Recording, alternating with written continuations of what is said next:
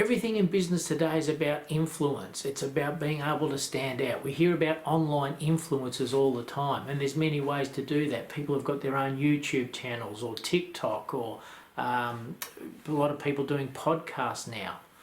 I get you to have a look at the podcasts in your industry. How many people are doing them, and how many of them have gone into double-digit episodes?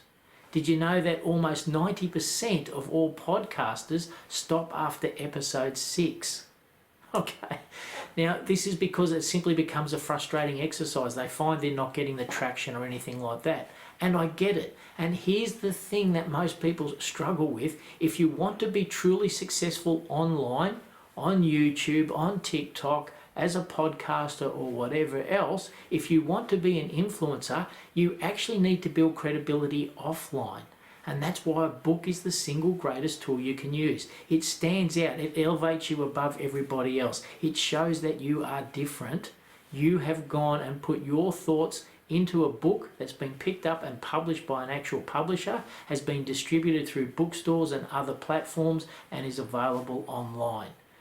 This is what gives you credibility, and that's what you use to then drive traffic to your online site.